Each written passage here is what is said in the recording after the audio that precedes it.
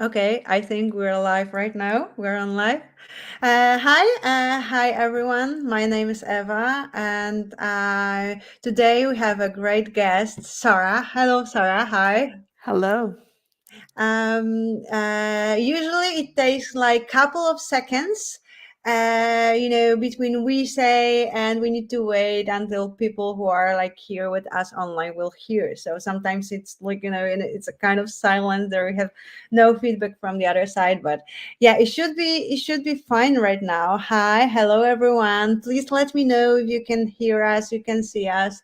If everything is okay, let me know on chat. Uh, um, if you are here, if you can see me and Sarah, and if you can hear us, please let me know.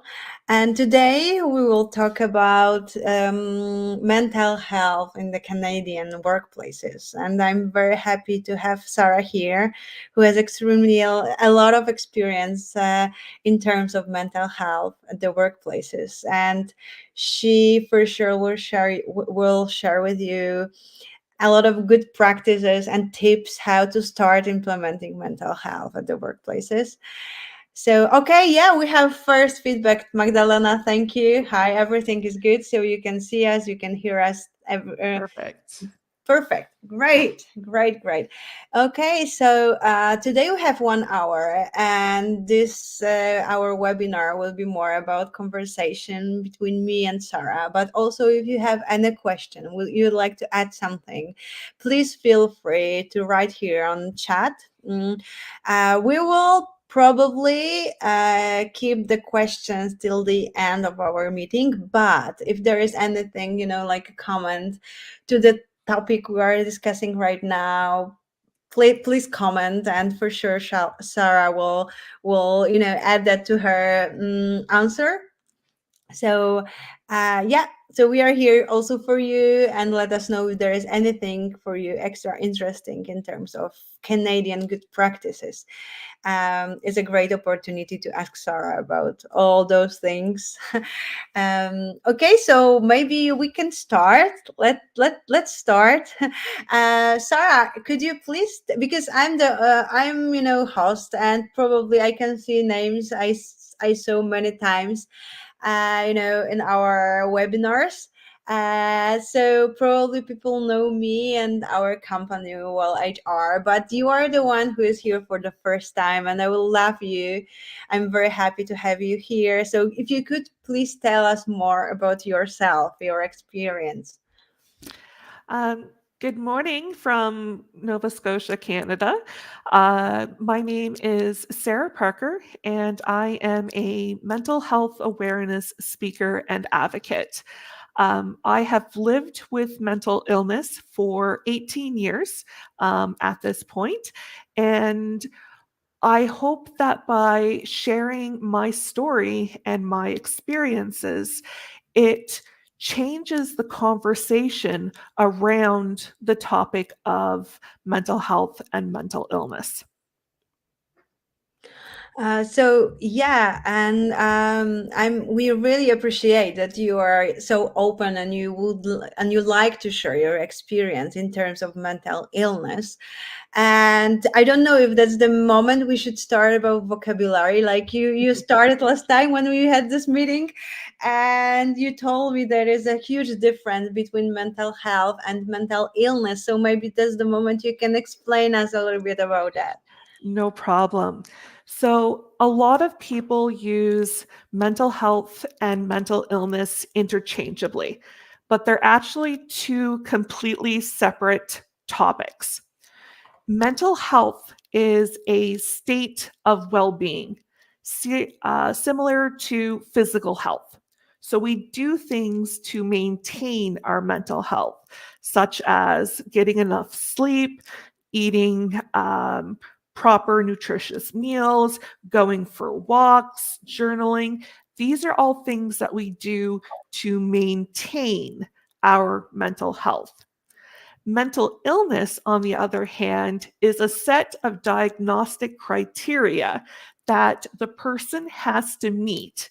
And that criteria defines the way that the person thinks, their mood, and their behavior. So I say that I am a mental health awareness speaker. So I talk about how to have a good mental health, but I live with mental illness. Um, so when we have different months like Mental Health Awareness Month, it's really important to use the right vocabulary when talking about these topics. Okay, thank you for making it clear at the beginning. I remember you mentioned it before when we met for the first time, and I can tell that there is a lot of going on around mental health in Poland. Especially after COVID, we started to talk about mental health. We try to measure it, mental health, but in general well-being as well. And there is a lot of initiatives like taken by employers to help their employees and leaders and so on. So in if what's your opinion, for example, in Poland or in Canada, where companies start to think about supporting their employers, in terms of mental health, what are the first step for them? So there was a study done here in Canada of in the workforce employees in 2019. And the employees were asked, as part of this survey, their opinion and beliefs around mental health and mental illness in the workplace. 75% of respondents stated that they would not tell their employer or coworkers if they were struggling or if they were diagnosed with a mental illness. 76, so 1% more, stated that they would be supportive of other people having mental health and mental illness. And I think that statistic really drives home the point that the culture in the workplace around mental health, it's fine if somebody else has issues, but I'm not going to admit that I'm struggling. So one of the very first things that I recommend companies to do is find out what is the employee's point of view on mental health in your industry, in your workplace. And one of the best ways to do that is through surveys, anonymous surveys, so that people are not scared to share their true opinions. Sometimes there's a fear, well, if I say something, I'm not going to get that promotion. Or if I say something, I'm going to be shunned in my workplace. So if an employee survey is done, usually there's more buy-in by the employees if it is an anonymous survey where they're not going to get judged for their answers. Mm-hmm. So first step, the survey. So ask about opinions, like directly. We go directly to employers and ask them about what are the challenges, what is their opinion, what they would like to change in terms of mental health. And what next? What do you think? What is your good practice? So we have. Mhm. Once the survey is done, the next step is to correlate all of the results. And this is an area where human resources really can step up to the plate here. Mhm. Because what they do is they start looking for patterns and they start to look at identifying a problem area that comes up over and over and over. So it could be stress around work-life balance. It could be stress around deadlines for projects being due.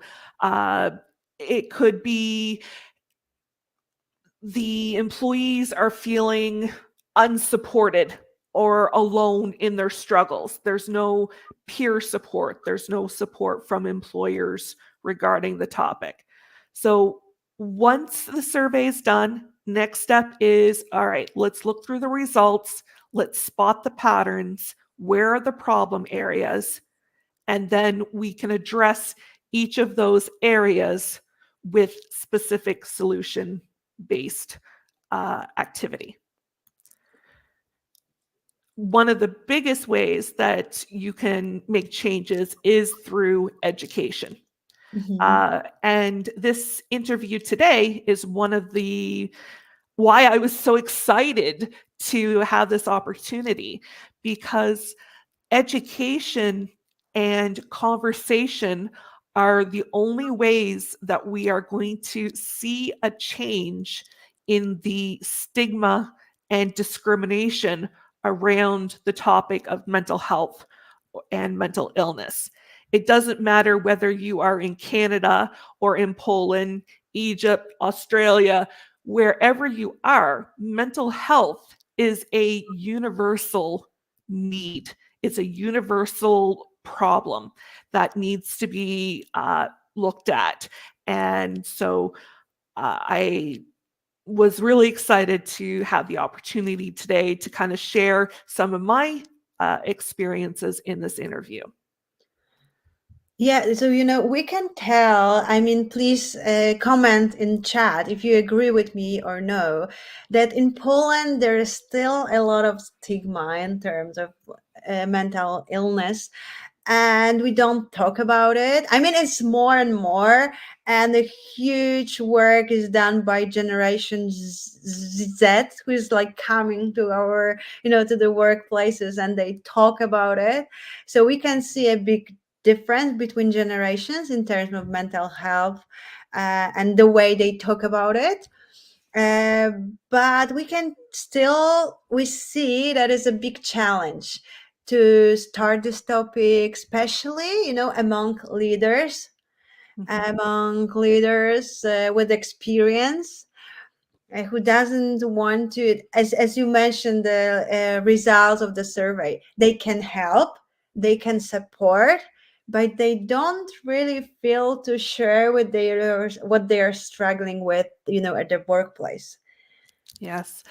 And one of the things that employers need to understand is that if they want to change this culture or this conversation around a topic, they're going to have to get the employees to be part of the process. There has to be buy-in by the employees. They need to see that this is a worthwhile change that needs to happen. And so one of the things that I encourage is, as a human being, most of us don't like having the finger pointed at us and you need to do this. We don't like that. Of course, no. We don't like that. However, if it benefits me and I see the benefit of the change, then you get participation. So some of these benefits could be mental health days. So here in Canada, we have what's called sick days. So, and employers decide on each company how many sick days an employee can have per month, per year. But mental health days are slowly becoming more common. Employers are offering of, hey, if you need this mental health day, take it. Also, if there are benefits such as rewards, like um, a bonus pay for taking some extracurricular training or education, if there is some trying to think of something other than a financial reward, because finances we're all pretty much Yeah. motivated by. Um, they're, like I said, the employees need to see that this conversation around mental health and mental illness is actually a benefit to them. And if they don't see that benefit, they're not going to participate, and you will be fighting an uphill battle to get this changed in the workplace. So you mentioned it's very important to involve employees in the change, right? So Yes. how can we do that? I mean, we ask them. We start a survey. And what do you mean, like to create a solution with them, to involve them in the working group, or help asking them for, okay. So there's a few different ways that you can approach this. So we've determined what the problem areas are, and we've also determined that education needs to happen. Mhm. Now we need to roll out that education to employees. And what we can do is, does our employees like participating in things like what we're doing today? Is this an appropriate way for our employees to have a chance to have a say and a conversation around this topic? Or is it better for us to have um, team meetings in the workplace, in the office, in person? Is that a better way to have employees be part of the solution? The the thing is that brainstorming with the employees will get you a better idea of what the employees think would be a solution. Once again, it comes down to, we don't like being told.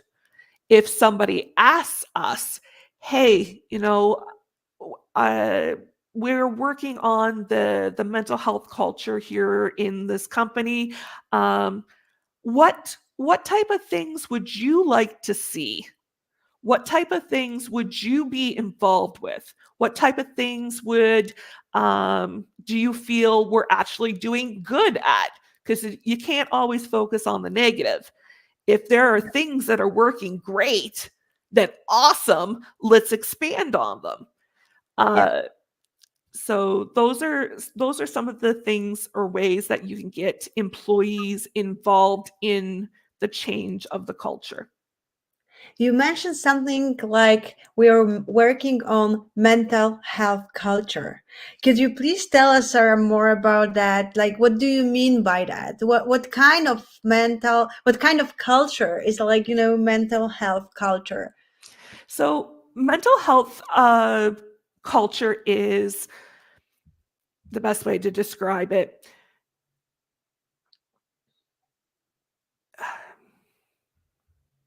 Is how the leaders, the team leads, the supervisors, um, and the employees work together to maintain a good mental health practice in the workplace. So things like taking appropriate breaks. Um, if you're an industry that is always on the computer screen, that's your job, is your then actually getting up, leaving the room, and physically going for a walk for your break is more restorative than sitting here in the chair and eating your lunch. Mental health culture encourages the use of boundaries and respecting boundaries. So, for example, when you leave the workplace at, let's say, 5 p.m., you have left the workplace. You're not expected for the rest of the evening to respond to work emails and phone calls and all that. It's like, no, there's a boundary. This is my work. This is my home life. There needs to be a separation between the two. Boundaries around how to ask for help. When is it appropriate to ask for help? When isn't it appropriate? Workplace mental health culture is the things that we have built into our day that maintain our mental health while we are at work. That's the best way to describe it. It's things that we do in the workplace to maintain mental health. Yeah, and that's with the most benefit. And you mentioned leader at the beginning of your answering and defining me mental health culture. So what in your opinion, in your experience, what role is like the leader, and what he or she should do about that? So the leaders have such a big role within mental health. One of the biggest things that they can do is model the behavior and expectations of their employees. So if you are saying to your employees, it's important that when you leave the office, I'm not going to be calling you, I'm not going to be texting you, I'm not going to be emailing you. Like, the leader, the team leader, has to model that.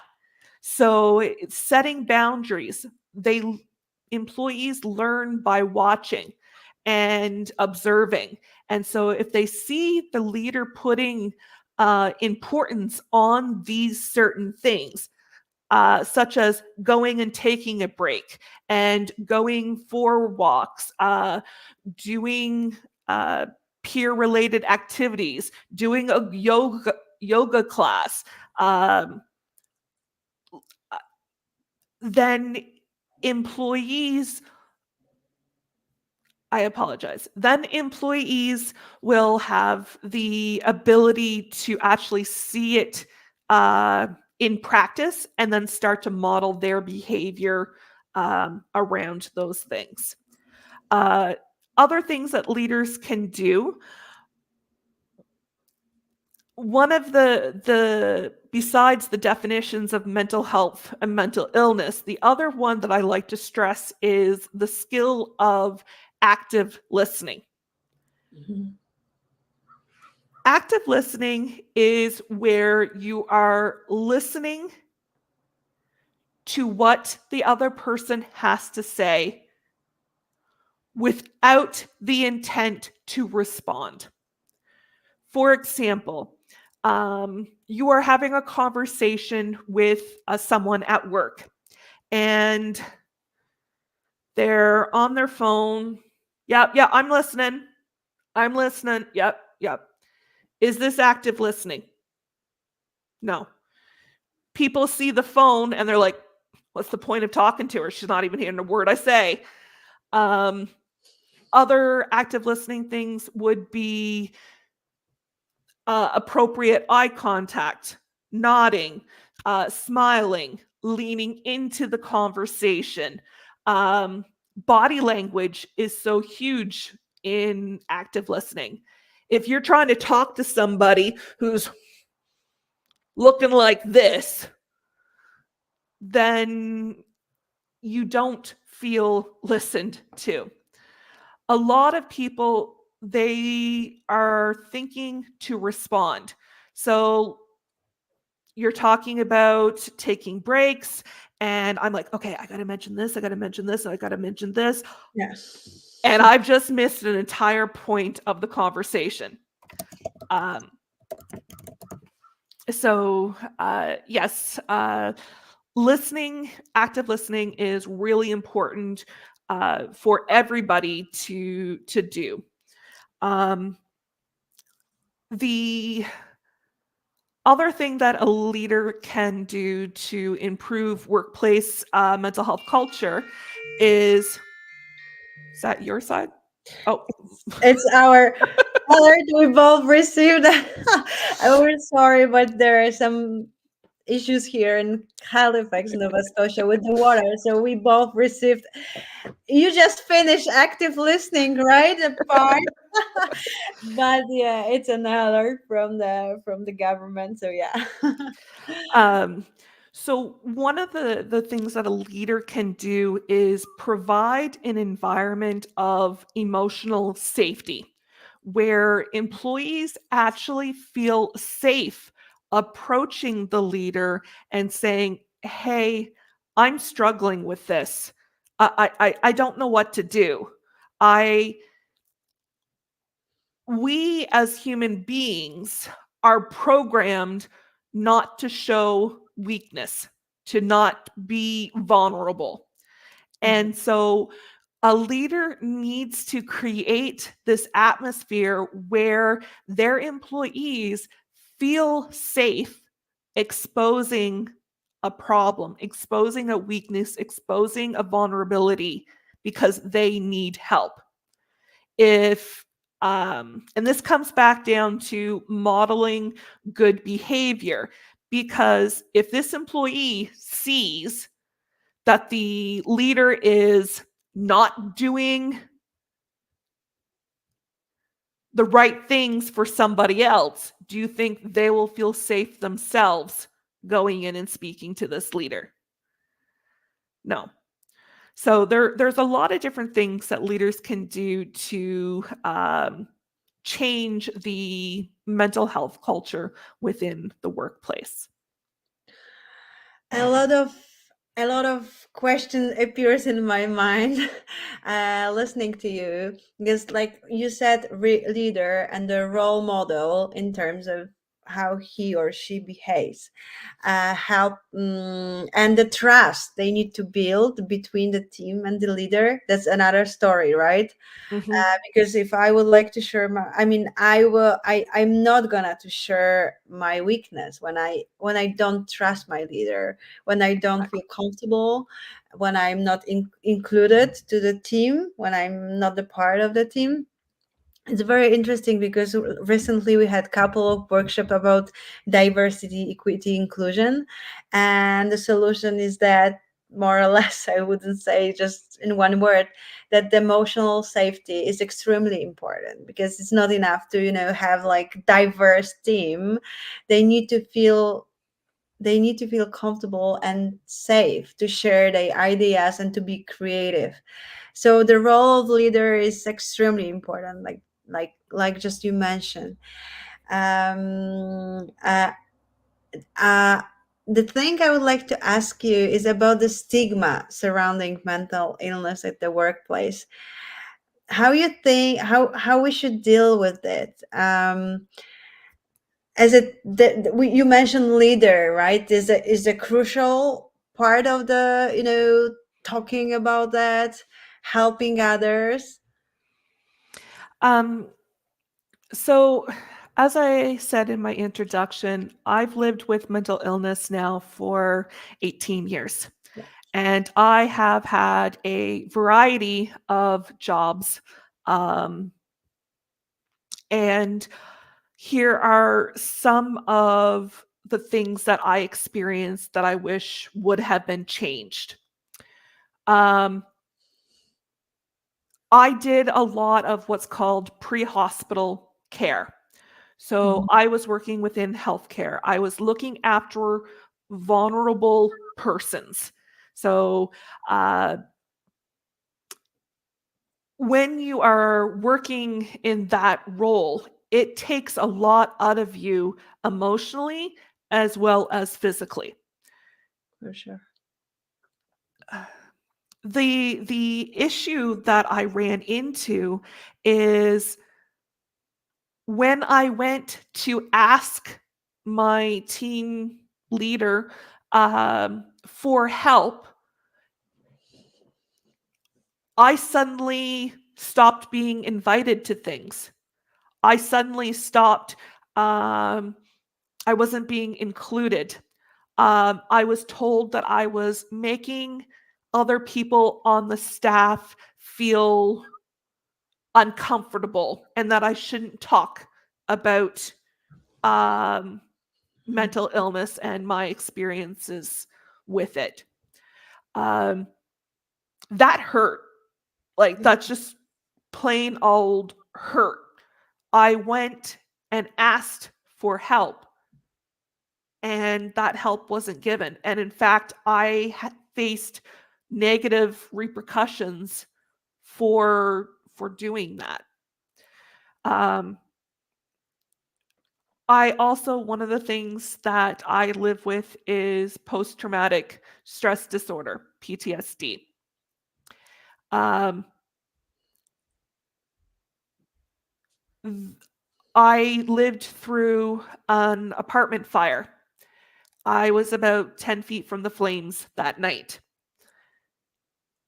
Just this past Monday was Canada Day celebrations, and somebody decided that they were going to put sparklers behind me going off. And all I could smell was furniture burning. That's all that my head was like, I got to get out of here. I got to get out of here. This isn't safe. Total flashback to that fire. Mental illness isn't something that can be confined to one small little box. It spreads out into all aspects of your life, into your work life, into your personal life, into volunteering, all of those things. At different points in my work history, I had to take a sick leave because I had reached the point of burnout, and I did not have the reserves to continue to work. I needed a break. There are things that the employer can put in place to make sure that they get these employees back into the workforce. Um, so, one of the biggest things is easing the person into the job again. Mm-hmm. So, instead of this person has been off for 6 months for sick leave. They come back and you've thrown them back into a 40-hour week. They've been gone for 6 months. There's been a bunch of changes in policy and procedure. They have to go through a new onboarding process. Uh, that alone will send them back onto sick leave. You need to ease them back into the workforce. So instead of bringing them back full time, maybe do a part time. Maybe instead of doing 40 hours a week, let's start you out with 20 hours a week for a couple of weeks and see how you do. Are you getting the support that you need? Do you feel like you have the capacity to increase and go back to full-time hours? Um, Other things could be accommodations. The reasons that people go out on sick leave, in my case, one of them was a lot of sensory issues. Mm-hmm. So you said that there had been prior workshops on diversity and inclusion, and some of that includes wearing a set of headphones. It could include wearing a set of tinted sunglasses. It could include making sure that they get their regulated 15-minute break in the morning, their full lunch, and their full break in the afternoon, that they're not asked to do more. It could be as simple as giving them a stool to sit on if their job is to stand on their feet for the entire shift. So there are different ways that way. The biggest thing, though, is ask the employee what they need to come back, because making assumptions and putting accommodations in place that aren't actually helping the situation is inefficient. It's not effective. It's a waste of money and time on everybody's side. So having those individual one-on-one conversations of, hey, welcome back. We're glad to see you. How can we make this transition back into the workforce work for you? So I try to sum up everything what you just said. So it's for sure it's very important to have procedures. You have some checklists for example, HR departments for leaders to make them easier to understand or help them to do. But the most important is one-to-one conversation, right? And be open for like individual struggles, like at the end of the day we are individuals and we have different challenges, both work and personal life, right?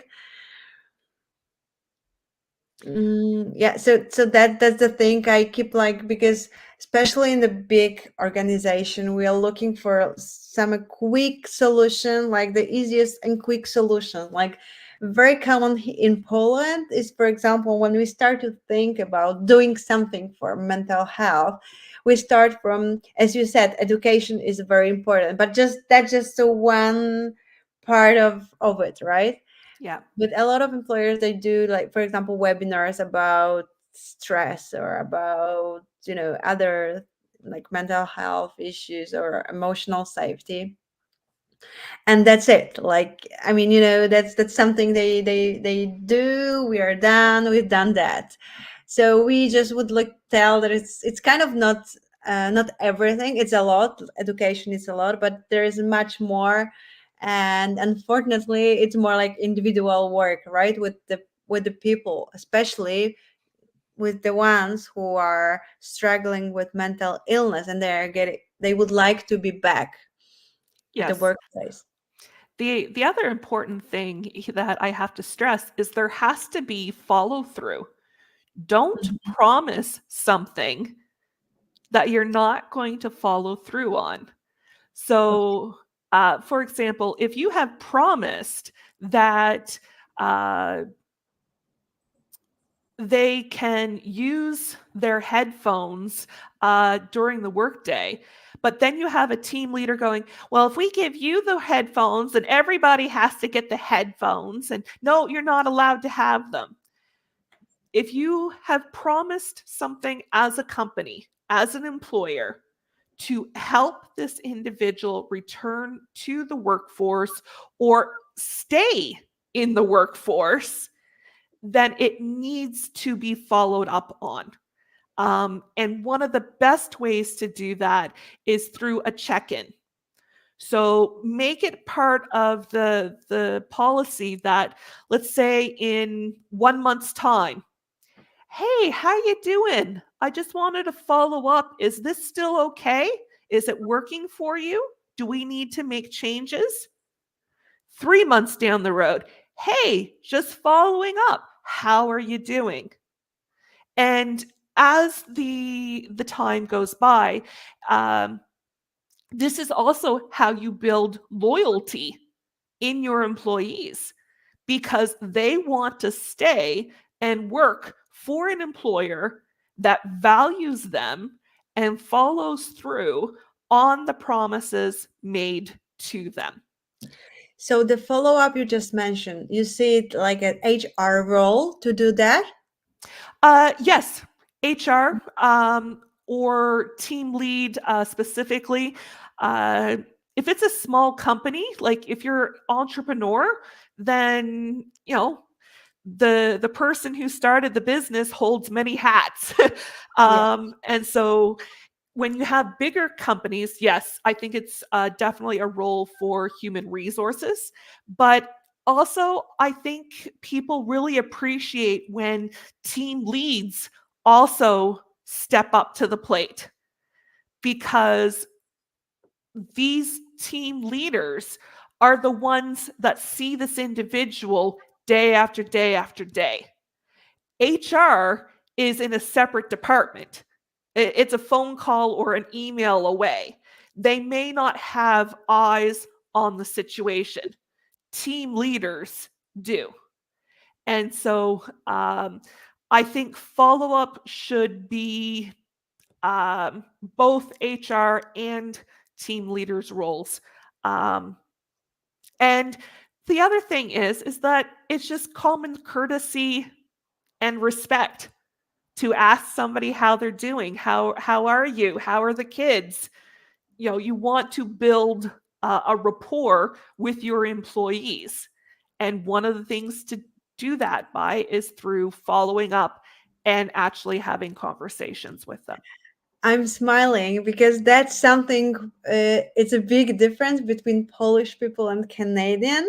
Like for you, it's so simple to say, hi, how are you? And, the open conversation with the small talk. And for us Polish people, it's not so easy. It's not so easy. It's something I think, I totally believe we need to learn that, especially in terms of, uh, at the in a not only always personal life but business life. It makes easier in a lot of different situations. And yeah, so maybe that can be as simple as that, to start, hey, how are you, like you guys do here in Canada, intentionally. Really, I mean, I would like to ask, how are you, like, if everything is fine, how are you feeling, especially when you're back at work, right? And the one thing I would like to ask you, if you have any question to Sarah, that's the moment. I think that's the moment you can ask. If you don't feel comfortable writing in English, that's also fine. I can translate it. You can write in Polish, whatever you have in your mind, or comments, or just please feel free to do that. We have like, I think 10, 15 minutes more. You know what? I was thinking about, have you ever had this challenge in your project when you were like implementing this initiatives, in terms of increasing mental health, better mental health at the workplaces, that people were like, okay, that person, for example, can wear headphones, and this person is allowed to do so. We are not.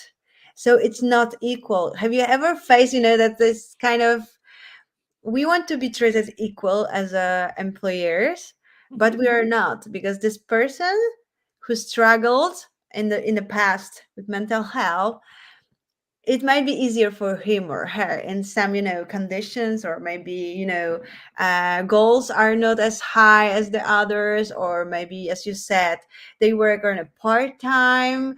uh, have you ever faced this challenge? It is a very common challenge because, as you said, everybody wants to be treated equally. And as a result, you know, we don't like it if other people are being what we consider, um, the saying is, being made special. Yeah, They're special. They're allowed and I'm not. It's not fair. it's That's not. that's that's the term right there. It's not fair. Why do they get it and I don't? Um, Sometimes it reminds me of, a toddler, stomping their feet. Why don't I get it? I want that too. Actually, that's my daughter say to me like every day. Actually, that's not fair. So here's the way that I look at this situation. Is this accommodation something that could be implemented so that everybody has access to it? Is it really an accommodation set aside? Well, it's only if you have problems with your back that you're allowed to have a stool. Mm-hmm. Or do we make it so that everybody has the ability to have a stool if they want? Switch it from employer-led to employee-led. Is it really such a bad thing to let all people use their headphones? Or like why is it only one person allowed? If it's really that special of an accommodation, people are going to like, well, why can't I? If they can have it, why can't I? And so when employers start to look at it, okay, if everybody has the option, then they can do what is good for them. Some people don't even know that that's an accommodation they can ask for.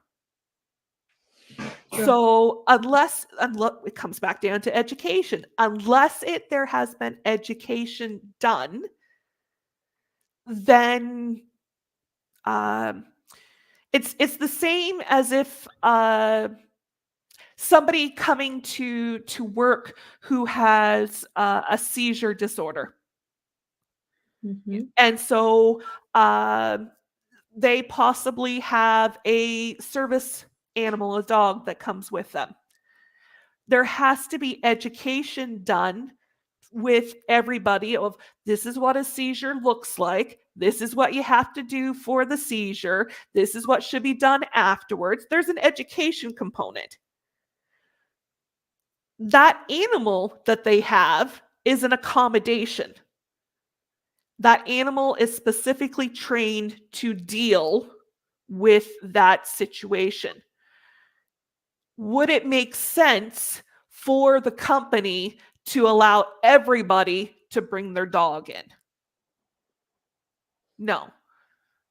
Because then you have utter chaos unless they're well-behaved animals. You got to look at, is the accommodation something that is special to that one person? Or is this something that we can implement company-wide? And it comes back to keeping our workforce. If somebody needs the headphones, the noise canceling headphones, in order to be more effective and they're putting out better work, and why not allow them to wear headphones? It comes down to the company looking at it and saying, is this really that big of a deal to implement? Does it make sense to implement it company-wide versus a special case? Does that make sense? I'm not Oh sure. yeah, of course, Okay. totally, yes. The example with headphones, it's I think that it's very easy to understand because especially when we work at the open space. For Mhm. sure that when we go deeper, there are a lot of different things that might not be so easy, but the idea for me, it's clear. Like if you can change and create better workplace for everyone, why not, right? Of course it's not always possible, it might be not always possible, but then it's good to I think I found that with the different project with my clients that communication is a key, Mhm. and it's the way you communicate, what you say and how you say things that always help. People don't create then make assumptions when they know what it is and how it is. Mhm. So that's another story about the communication, but we won't even start this topic right now, of course. But But yeah, I think you agree with me that the communication of the mental health and how we implement the things and why, that's a big thing, right? Mhm. I totally agree. Okay. If you please, if you have any questions to Sarah, if you can write them right now. Um, I think I'm done with all my questions to you, Sarah. We prepared this sort, agenda of the topics, and I think we covered everything. Maybe you would like to ask something. Is there something I didn't ask you, or there is something really important you would like to just, at the end, I to sum think it? I think in summary, Yeah. the thing that people need to remember is you do not need a diagnosis or a label in order to help somebody. What I have found is that people want to help. They want to help. They just don't know how. And we get caught up on these labels. Oh, that person's schizophrenic. Oh, that person is depressed. Oh, that person has OCD, occupation. It, we need to remember that there is a human being beyond that label. And we don't need a label to help somebody. Checking in on somebody and asking how they are, offering support, bringing them a meal if they're sick, taking the kids for an afternoon so that they can have a stress-free day. Uh, it comes back to the golden rule of you treat other people the way that you would like to be treated. And if you want to be treated with respect and with the ability to make choices, autonomy, then you need to give those to other people as well. Um, so the biggest thing is that when you go to help somebody, ask them what help they need. And it could be as simple as, hey, I'm lonely. Can you come sit with me? Or, hey, I'm not feeling so good today. I really need a hug. Or, hey, like simple little things can make such a big difference in somebody's life. And you do not need a label or a diagnosis to help somebody. Treat them like a human being, treat them with respect and dignity. Thank you, Sarah. The summary, here's my heart. It was so beautiful. I really appreciate that you found time to meet us and to talk with us about your experience. I will stay with few things for today. A lot of notes here, and I will for sure read it again. So active listening for me is a crucial when I work with team leaders and in general leaders, right? Then kindness, just as simple as that, what you just said. And another thing, trust within the team. And yes, I can tell that's something we can do in the, beside all the procedures, because it's a big thing usually, like in terms of, implementing Mhm. strategic changes in the organization. So it's not always as simple, but this thing you just mentioned at the end is simple. We can do it. I mean, we can change it, but ourselves. So we can start from ourselves, right, to helping That's others right. and to start helping our teammates. Thank you, Sarah. It was a pleasure You're for me. you're very welcome. I'm glad that I had a chance to do this.